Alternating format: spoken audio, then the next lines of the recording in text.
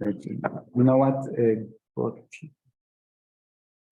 Okay, so we are very happy to have with us today Anima Nagar from the Indian Institute of Technology, Delhi, and she will give a talk under the title Almost Periodic Points and Quasifactors. Please.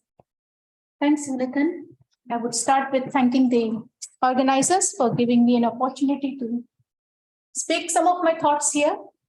So we'll be talking on almost periodic points and quasifactors. So many things are not new, known for a long time to the people working in topological dynamics. But still, I would like to start from some basics.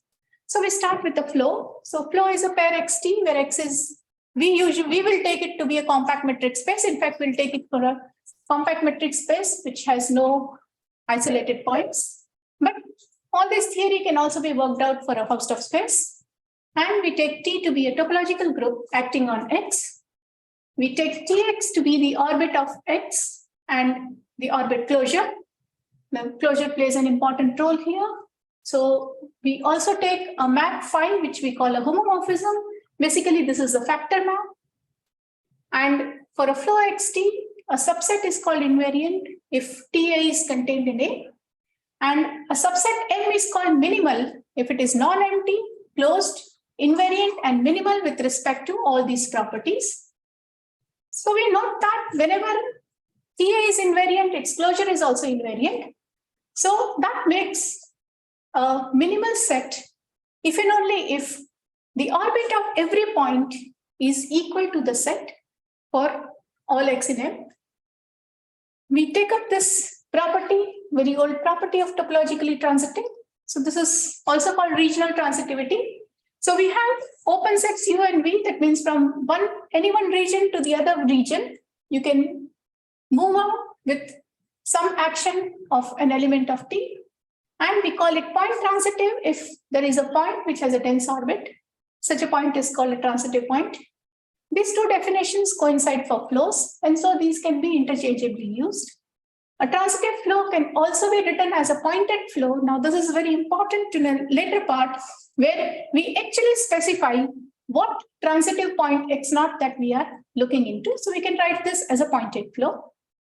And we say that the flow is weakly mixing if the product flow is transitive, where we usually take the flow to be product to be in this form, T acting on both the coordinates. And the dynamical properties of minimality, transitivity, weakly mixing, all these properties are preserved under homomorphisms. So we start with what is almost periodic point. So we take a neighborhood of X and we define that set of time sets, right? Whenever your Tx is visiting you.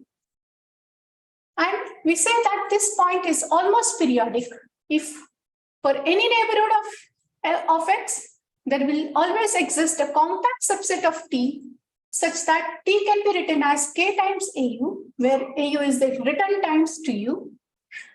Or in other words, that the set AU is syndetic. Now, it has been known that for a flow xt, the orbit closure Tx is a minimal subset is equivalent to saying that this set return set AU is syndetic. What does it mean, synthetic? Synthetic means this fact that if you have a compact subset K in T such that T can be written as K times AU. So apparently it is like AU, the visiting time, right, is some sort of, it maintains some kind of a recurrency. Okay. So every point of a minimal flow is almost periodic. We go now to defining enveloping semigroups. So Robert Ellis had defined and studied these algebraic properties of xt by the enveloping semigroups. We try to quickly recall what are enveloping semigroups. So we take for a flow, for a topological group T acting on a compact space X, we define this to be the closure of all the maps phi T, right, which are considered as a subset of X to the power X given the product topology, where pi Tx is nothing but it is like the action of T on X. We note that X to the X is a semigroup, and we consider a universal enveloping semigroup, beta T, which is basically the Stonechek compactification of the group T. And the group operation of T actually induces a semigroup structure on beta T. Now, we take the map T from phi from T to x to the power x, which is defined as pi t equal to pi t, right? So this has a continuous extension, and this continuous extension can be like, we can take this continuous extension from beta t to x to the power x. And if I look into the image of this beta t, right, under this map, then that is basically a sub-semigroup of x to the power x, which we call as the enveloping semigroup of xt. Now, here in enveloping semigroups, the main important ingredients are the minimal ideals and idempotents. So, of course, it's a minimal ideal. A subset is a left ideal if it absorbs everything from the left, right? And we call it a minimal ideal if and only if it is closed in Ex and does not contain any closed ideal as a proper subset. And Zorn's lemma always guarantees that every ideal will have a minimal ideal. And this is a wonderful theorem due to Numakura and Ellis that every minimal ideal will contain an idempotent. Such idempotents in minimal ideals are called minimal idempotents. And the set J of minimal idempotents is always non-empty. So the set J is also very important for us because a lot of properties depend on that. Now we look into some properties of enveloping semigroups, some elementary properties. If I have two minimal ideals, and if I take any idempotent from one of them, then I will have an equivalent idempotent in the other one, such that u times v will be u and v times u will be v. So that means it will absorb this multiplication. And in such a case, we say that u and v are equivalent, which we denoted as equivalency here. And if I take any flow xt, and if I have two minimal ideals, then these minimal flows it and kt, these are isomorphic. So if I take ji to be the set of all idempotents in I, then the first thing is that it absorbs. So for every p in I, pv is p, right? It absorbs multiplication by v. Then vi is a group with identity v. And if my phi is a homomorphism, then there is another homomorphism from the enveloping semigroup of x to the enveloping semigroup of y, such that it satisfies, it preserves the multiplication and it preserves the action. If this is a minimal ideal, then again, it preserves the homomorphism, will basically preserve the minimal ideal there also. So we'll start with an elementary property of almost periodic points. So if I have a flow and x is any point of x and I is any minimal ideal, then we have the following to be equivalent. X is an almost periodic point in x. The tx, the orbit of x, right, is just ix, right, which is the set of all px such that p belongs to I. And there exists a u in I, so there's an idempotent there's a minimal idempotent u such that ux is equal to x. So thus every almost periodic point is a fixed point of a minimal idempotent. Now, just some more elementary properties here, the compressibility. So we say that this pair is proximal if there exists a net ti with such that if I take the limit for ti on x and ti on y, then it is the same limit. The collection of proximal pairs is denoted as px, and the flow is proximal if every pair is proximal. And we have this nice result due to Oslander analysis that if you have any flow and you take any point, then there will always be an almost periodic point such that this pair is proximal. That means for given any point, there exists an almost periodic point which is proximal to it. And this theorem says something more. One can specify this almost periodic point. That means if I take any minimal set in the orbit closure of Tx, then this point, this minimal idempotent, this point, proximal point, actually belongs to such a set M. And again, a small definition, if this is not proximal, if the 2 points are not proximal, they are distal. So before getting into quasifactors, we go into some kind of a history here. So Furstenberg had introduced the notion of disjointness of flow. So these two flows xt and yt are disjoint if whenever we have homomorphisms, say from some other flow zt, you have a homomorphism alpha taking it to x, beta taking it to y. Then there exists another homomorphism gamma taking z to the product of x and y such that your alpha happens to be just the projection of gamma on the x and beta is just the projection of gamma on y. And then he asked this question.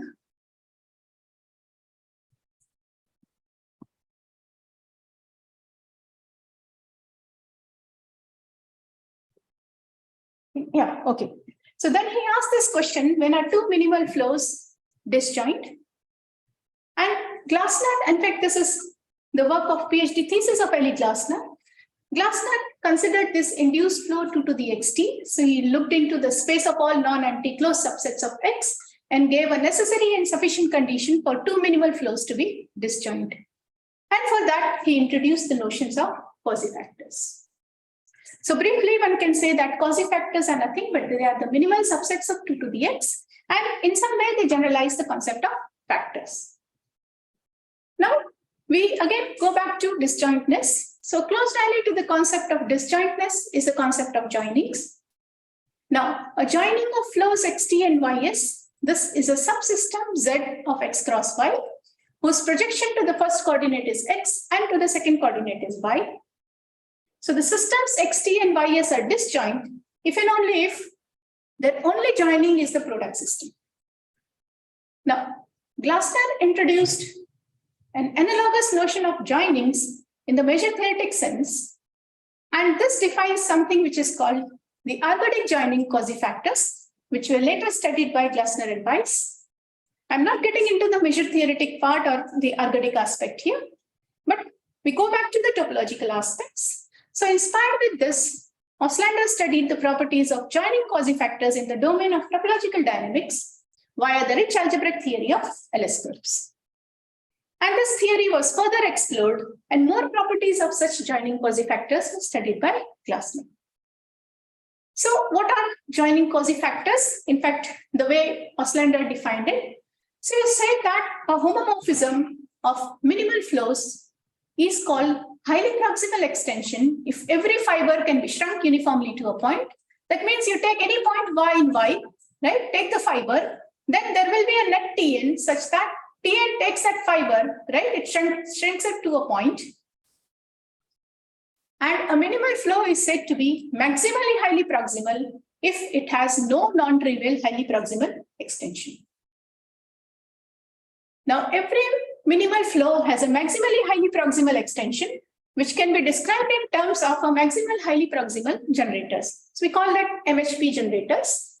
Now, for a fixed universal minimal flow, in fact, beta T is a universal enveloping semigroup, and any minimal subset of beta T is a universal minimal subset, which we call as M, and MT gives you the universal minimal flow. So you have for any universal minimal flow MT, we have sets C in 2 to the M, that means a closed subset of M such that this U that is a minimal idempotent belongs to C, and if I take P circle C, that is equal to C for all P in C. Now how to take the P circle C, we will see shortly in a few slides. If such a thing happens, then this C is called a MHP generator. Wait, I'm confused because C is a closed set, and then you also C is a closed set in 2 to the M. It's a closed set of M. right, and then you refer to U as a Because U basically U is an element of beta T. So U has to belong to C. So U actually is in M, right? U is in M, and C happens to be a subset of M. So you're taking this U to be an element of, or basically a point in C. right, but it's not an interval. In the envelope. It's looking at the definition. I'm just taking that, okay, fine, if such a thing happens. Now, let xt be a minimal flow, and my x is such that ux equal to x. That means U is a minimal idempotent such that ux equal to x.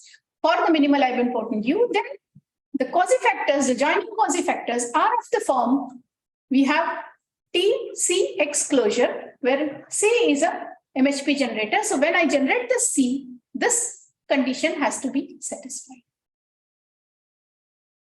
In fact, this theorem is proved that, yeah, this would turn out to be a minimal subset, right? This set turns out to be a minimal subset there, and some properties studied. So getting into quasifactors itself turns out to be working a lot of business with beta T. And if you know about the Stonecheck compactification, then one knows that even for an ordinary shift spaces, right, the Stonecheck compactification happens to be beta Z, and the minimal idempotents are all ultrafilters. So we know that it is not very easy to work with beta T always, with the Stonecheck compactification always. So what we do here is, we look into some, of course, we get into first some dynamical properties of quasifactors. So for a minimal XT, a proper quasifactor cannot be disjoint from it. Then there is a zero entropy flow, which admits a positive entropy quasifactor. The quasifactor of a minimal equicontinuous system is isomorphic to a factor of the system. That is why we call it quasifactor. Quasifactors of metrizable systems are metrizable. Quasifactors of uniformly reject systems are uniformly reject. A quasifactor of minimal proximal system need not be proximal.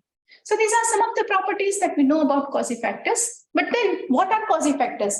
In fact, we would be interested in knowing what closed subset of, or what basically what subset of 2 to the x forms a quasifactor. So we'll look into quasifactors as orbit closures of almost periodic points in 2 to the x, which basically happen to be primarily the fixed points of minimal idempotents in the enveloping semigroup. Now, instead of looking into enveloping semigroup of x, we now look into the enveloping semigroup of 2 to the x, or the sets fixed by minimal idempotents in beta T via the circle operator. So I'd just like to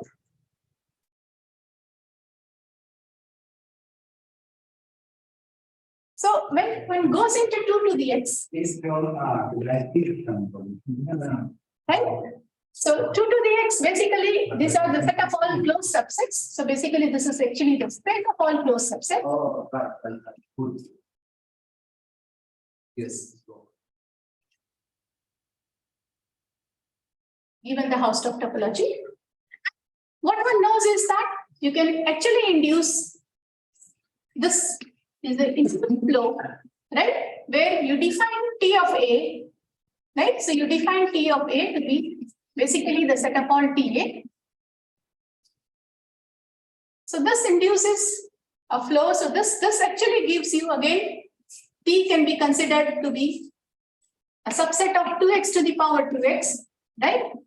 And then again, you can look into, say, the image of beta T here, and that gives you the enveloping semigroup of x. Okay, we use some properties of 2 to the x, since I've already come to the board, and that is that if your xt is weakly mixing, then it is equivalent to this being transitive. In fact, this being transitive is equivalent to this being weakly mixing also.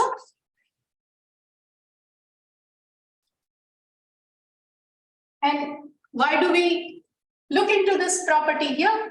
Why do we look into this property here is just because we thought of a pointed system. A transitive system is always described as a pointed system. So you have x naught t, right? Similarly, when your x is weakly mixing, of course, weakly mixing systems are transitive, so you always have a pointed flow here, right? But then what happens here is that the 2 to the power xt is also transitive. And so you have a transitive point here. So you have 2 to the power x. I have some set c here, and I have t here, which happens to be a pointed flow. And in that case, of course, we can do something later on, which I will see, but that what is important here is that in such a case, your 2 to the x can also be written as a pointed.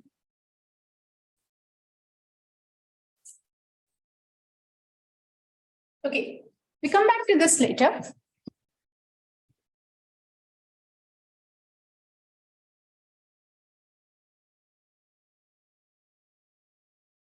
Okay, so we go back to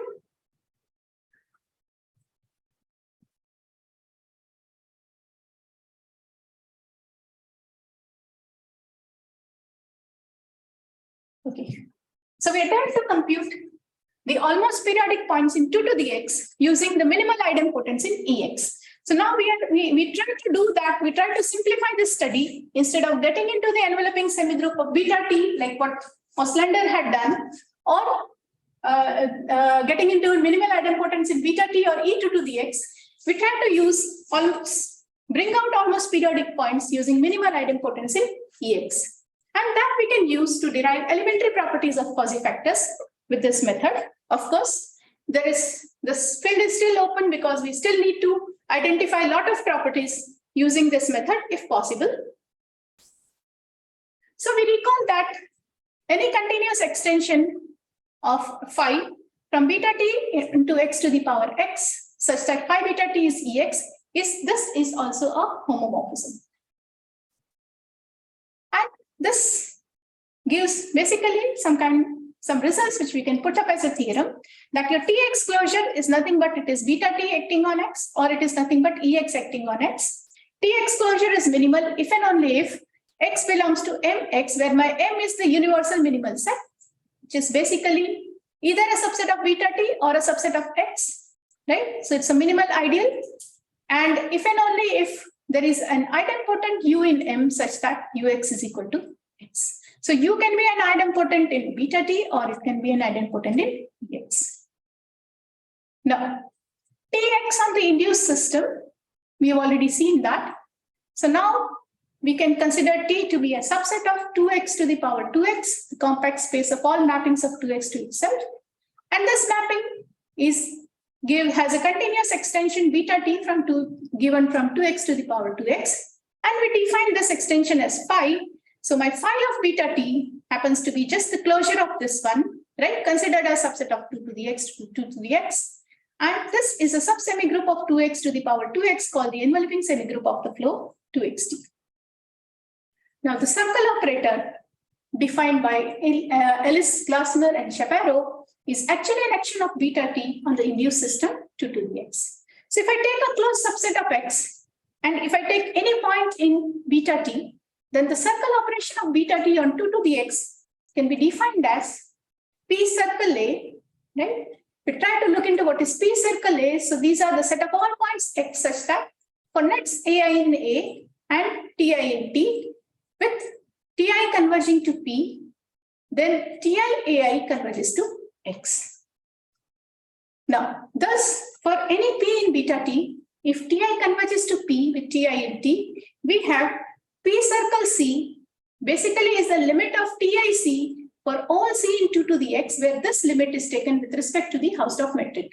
So P circle A actually gives you the limit with respect to Hausdorff metric. And P circle A is basically just psi P of A, where psi P happens to be a point in enveloping semigroup of 2 to the x. Beta t x on 2 to the x via the circle operator, and we denote the cumulative action of beta t or any mass contained in beta t on A in 2 to the x using the operator big circle. So what is our TC closure? So your TC closure is nothing but it is beta t, right, big circle C, which is nothing but it is the union of all P small circle C, where P is in beta t. So this is the circle operator defined by them, which is nothing but E2 to the x operating on C. And it is nothing but it is the union of all PC, where P is in E2 to the x.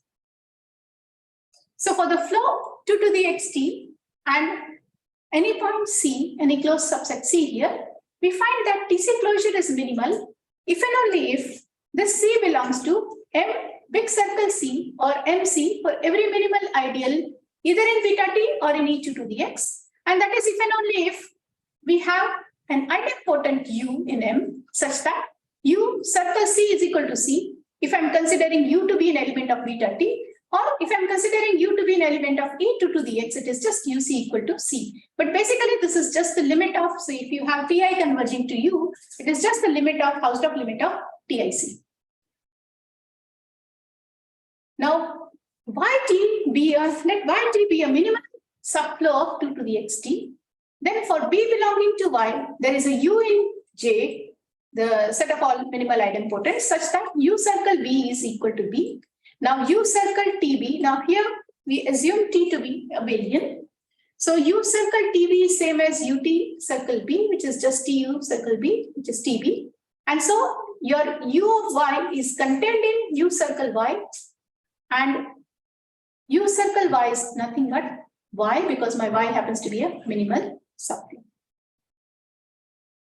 So phi beta t is just ex, and the psi beta t, I'm taking it to be e2 to the x. And I can take my rho to be a flow, a homomorphism from beta t to xt, and I can take my zr to be from beta t to 2 to the xt. So these are all canonical factors.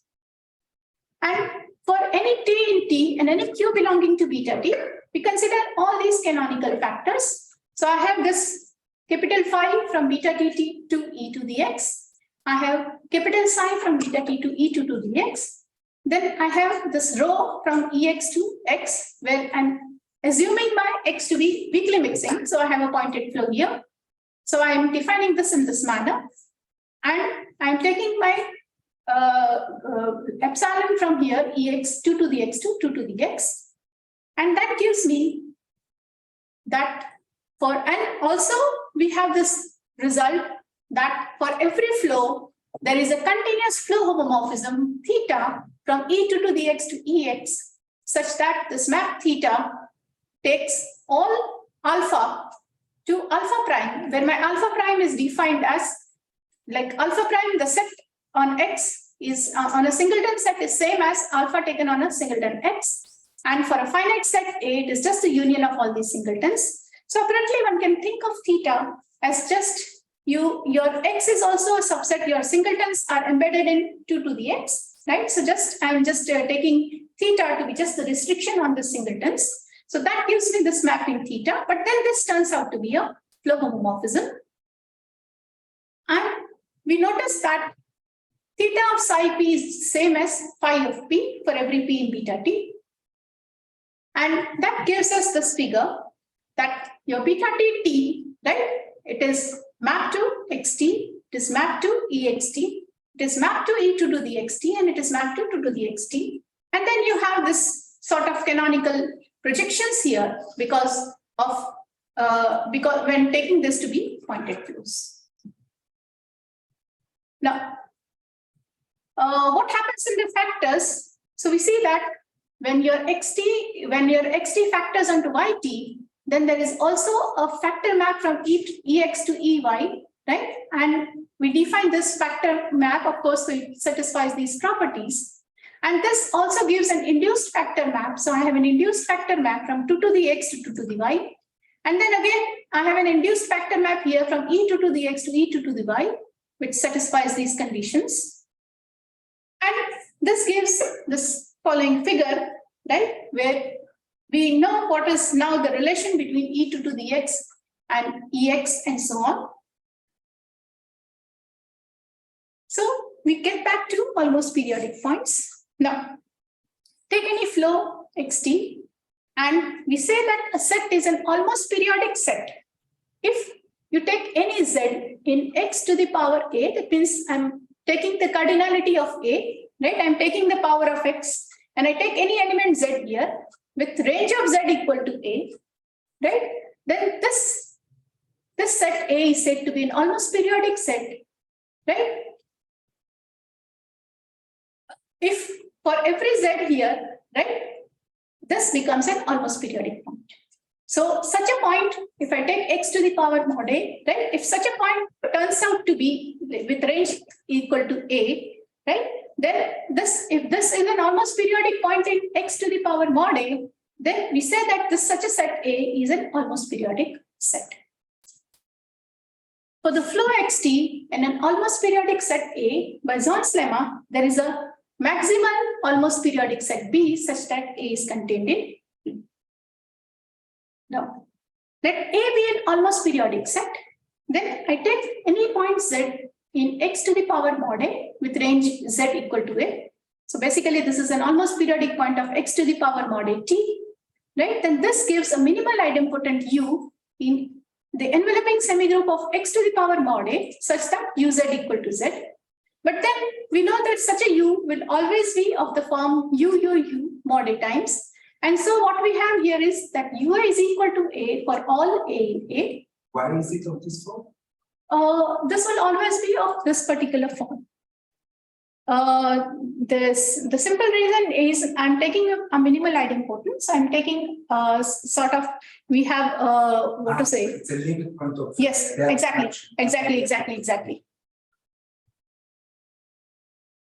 So what we have here is that an almost periodic set can have a nice definition. We say that A is an almost periodic set. Then there exists a minimal idempotent u in Ex such that ua equal to a for all a in A. This becomes an almost periodic set. And then one can realize that an almost periodic set is just of the form u times some set, right? Where you take this set u. Now, what we define here is you take any minimal idempotent u and take the set fu to be the set of all x in X such that ux equal to x. So this gives the maximal almost periodic set, which is nothing but the set ux. Right? So for x and x, u of ux is equal to ux. And so your fu is always u times x, and this is always non-empty. So the maximal almost periodic set is always non-empty. And what we can say here is that if you have two minimal idempotents which are equivalent, then they generate the same almost periodic set. Every almost periodic set is contained in some set of the form fu for some minimal idempotent u in Ex. In particular, every almost periodic set can be written in the form ua for some a contained in X. Now, I just want to start with a small example giving some minimal idempotence here. So we start with the Mostu system and the substitution system. For the substitution system, for this kind of substitution, where your 0 takes the value 0, 1, 1, 0, and 1 takes the value 1, 0, 0, 1, we have 4 bi-infinite sequences which are fixed by that. Now this 4 sequences, I'm just naming them as A, B, A bar and B bar, where your bar just denotes the dual here. So we take X to be the orbit of X closure, and this can be defined uniquely for any of these fixed points, right? This orbit closure is unique. And this system is actually a minimal system of the two shift. Here, Ex has exactly, now this is some computation done by Haddad and Johnson, and later on some improvement made by Stenova. So Ex has exactly 4 minimal idempotents, U1, U2, U1, U2, V1, V2, such that they are identity of the orbits of these 4 points. And on the orbits of these points, they are basically defined as, so U1 takes A to B, A bar to B bar, and again B and it is basically identity on B and B bar. V1 takes A to B bar, A bar to B, and it is identity on these two. U2 takes A to A bar to A bar, so it's identity on A and A bar, but it takes B to A and B bar to A bar. And V2 is identity on A and A bar, and it takes B to A bar and B bar to A. Now, what we note here is that U1 is basically equivalent to V1 and U2 is equivalent to V2. And we get 2 almost periodic sets, FU1, which is actually same as FV1. And we see that these contain B and B bar, but these do not contain A and A bar. And we see that B bar is not contained in FU2 and FU1, but it contains A and A bar. And if I look into the intersection of FU1 and FU2, it consists of all the points which are off the orbits of AB, A bar, B bar, which are precisely the distal points of X sigma. Now, we define a function dp. So for any p in the enveloping semigroup of X, we define dpx to be the set of all y in X such that there are nets xi with xi converging to X and nets ti in T such that Ti converges to P such that Tixi converges to Y.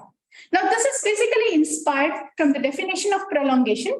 So this is Oslander's prolongation, right? And actually we are just taking Oslander's prolongation, especially for the set P. So Oslander's prolongation is just some Ti, right? this condition is missing there, and that gives a prolongation here. So that is dx, right? And we define it basically on some p. So we note that for any p in ex, we have this point px, right? This will always be in dpx for every x in x, although dpx need not be the whole of, need not be the singleton px. And this dp is a function from x to 2 to the x for every p in ex. And we call this dp as a prolongation along p.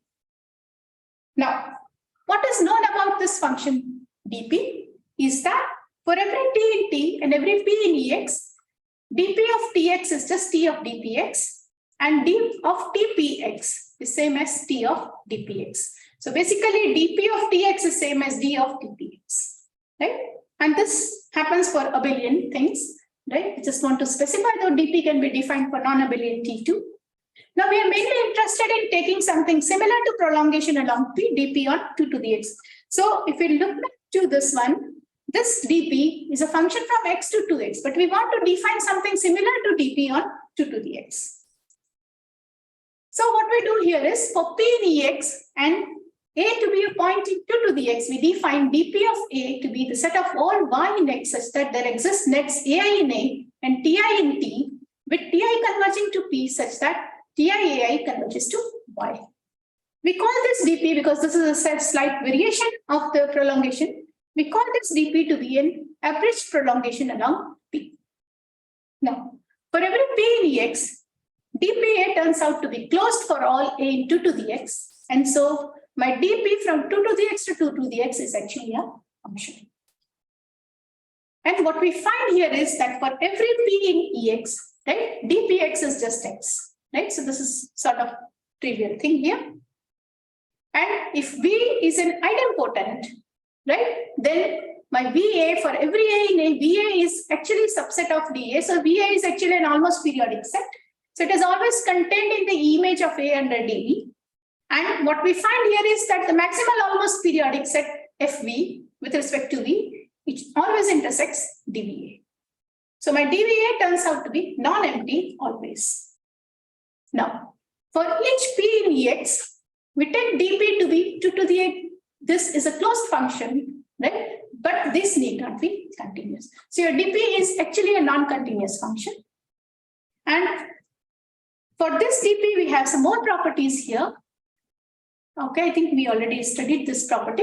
We have that you take any finite set A, then your dpa turns out to be just PA. And if I have P and Q to be any two elements of EX, then your dpqa is nothing but dp of dqa. So it just has this, it satisfies this kind of composition.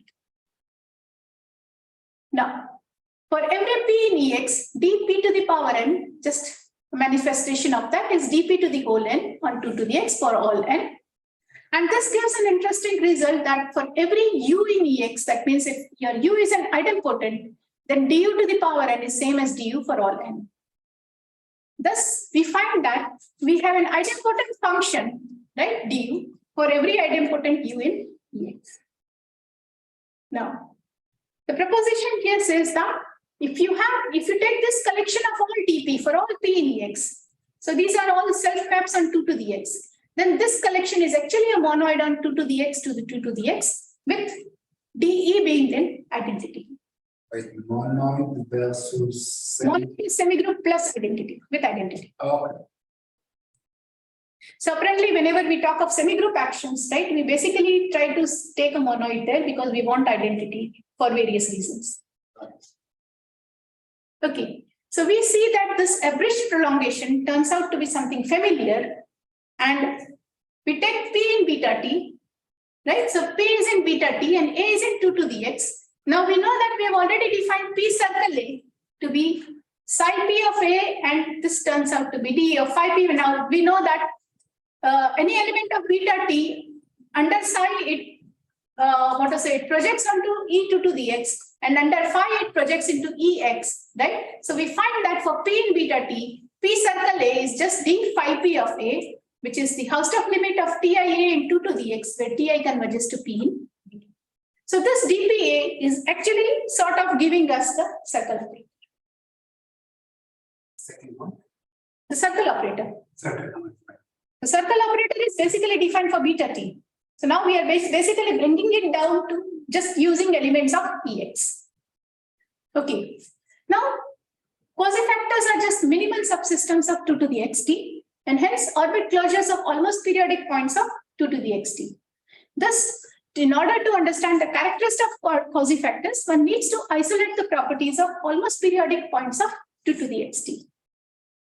Now we know that a system, any point A in 2 to the x is an almost periodic point if I have u tilde circle A equal to A. So that means it is satisfied, it is basically fixed by u tilde under the circle operation, where you have a minimal idempotent u tilde in beta t, or there is some minimal idempotent psi u tilde in E2 to the x, it is fixed by that, or I can take dua to be equal to A. That means A is actually the image of itself under du, right? For the minimal idempotent u, which is basically phi of u tilde, which is an element of Ex. Now this gives us the criteria here that the almost periodic points of 2 to the x are precisely the elements of 2 to the x in the range of du, because we know that du is an idempotent function. So you take the range of du, all points in the range of du are almost periodic points for 2 to the x. Now we consider again an example. This is a very classical example. It has been well studied. So this is the skew product. So what we look into is we look into the torus, and basically we define T is a torus, and on T square we take up T square is a torus, and on T square we take up the skew product x plus alpha, x plus y. Then this cascade, we know that this is distal, minimal, but not equicontinuous. And for this computations are well known. T and x, y can be given in terms of x plus n alpha and nx plus y plus n into n minus 1 by 2 times alpha. Now, we follow the constructions of Namyoka. So Namyoka had given some constructions for the enveloping semigroup of such a system. And he had shown that the enveloping semigroup of T square here for this one is isomorphic to T cross the endomorphisms of T. Now, what he found out was, or actually according to his construction, in this particular T cross endomorphism of T, this T happens to be isomorphic to the identity of enveloping semigroup of T square. So we compute, say we try to compute what is dt of T cross 0. So that means we are just looking into the unit circle. We want to compute that this is actually a subset of T square. We want to compute what happens to the dt of this one. So what is the image of this one? And using the construction given, using some of the computations done by Namyoka, we find that these turns out to be basically T and nu converging to T, and this turns out to be just T and nu x mu is turning out to this converges to xy. So what happens is here that our dt, our image here, is the set of all xy for which such a net converges to xy. Now, the interesting part here is what is this convergence? So if we take that any xy, we take any xy in T square, and we take a net n nu of positive integers, and we define x nu to be equal to x plus y minus x by n nu minus 1 by 2 times alpha. Then for such a set, we find that T n nu of x nu 0 converges to xy. And that gives us that any xy is in the image of T cross 0 under dt. So my dt of T cross 0 is T square. And we know that any point in this one will be an almost periodic point. So this gives a trivial quasifactor. In fact, every point in 2 to the T square in the range of tt will be an almost periodic point, and its orbit closure a quasifactor. And we find that this is actually giving us the trivial thing. So we know that this is not equal to T cross 0. That means that T cross 0, this is not an almost periodic point here. And since T is the only idempotent basically this T is the only minimal idempotent, right, considered in the enveloping semigroup. So this is like equivalence in enveloping semigroup. We find that not all points of 2 to the T square are almost periodic. That means that this system is not distal. So if I take the induced system, this is not distal. This actually gives an illustration that, of course, the result is known that the induced flow of a distal non-equicontinuous flow cannot be distal. What is known is that the induced flow of an equicontinuous flow, will be, and the induced flow is distal if and only if the original system is equicontinuous. So we get an example here that, yes, if you have a non-equicontinuous flow, then its induced system cannot be distal. In fact, a full characterization of the almost periodic points of this particular system was studied by Glassner. Of course, he studied all this in terms of almost periodic sets. Now, we have several questions that arise over here, right? We saw a lot of properties of quasifactors. Can we isolate these properties? Because what it turns out to be that your quasifactors, your almost periodic points are just an almost periodic set, which is basically gathering some moss, right? And then turning out to be something. So now, what is the moss that it gathers? So what are all those points in an almost periodic set, which is almost periodic point in 2 to the x, which is not actually an almost periodic set. So we have no idea about that, right? We have no idea about what kind of what is the almost periodic set? Are they almost totally disconnected, or are they some sort of connected? So we have no idea of how these sets work, right? So we have no idea about the topology of almost periodic points. And the third thing is, we all know that the definition of syndetic, or the definition of almost periodic points for semi-flows, is much different than what it is for flows. We have no idea about enveloping about quasifactors of semi-flows. So I think this is all I end about. And these are some of the references, not many here.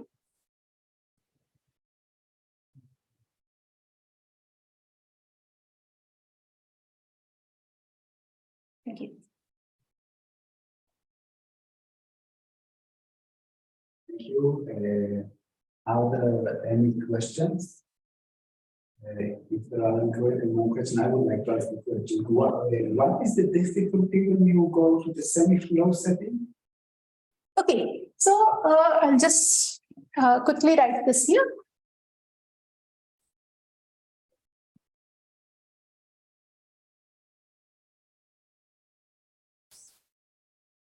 So it is basically the definition of syndetic. So, oh, sure. Yeah, I need to stop sharing here. Yeah. So this is basically the definition of syndetic. So now you're saying X is an almost periodic point. So now you consider this at AU, right? And for a flow, right, what you get here is that T happens to be K times AU, where AU is this K is common, right? But for a semi-flow, what you have here is that AU intersection, sorry, T intersection K times AU is non-empty. You don't get this one. What you get is actually this one. And apparently, this holds for flows also, because for flows, right, because this K will have an inverse, right? And so you can write T to be equal to K inverse AU, right? So this definition holds for both flows and semi-flows. But what we have here is that for semi-flows, this definition does not hold. What holds is basically just this definition. And this leads to a different property, right, for semi-flows. And hence now again, you're looking into minimal subsets of 2 to the x, say, for example, some semigroup S, right? So then that would basically give us some other properties.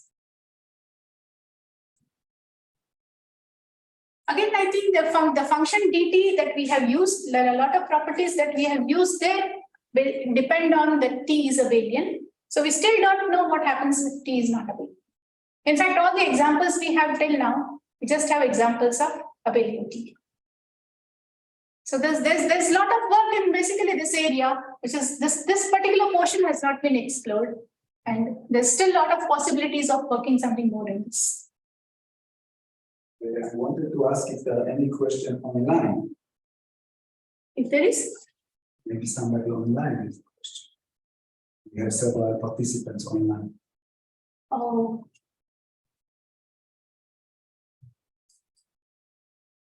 Okay, so if not, let's thank Anima again.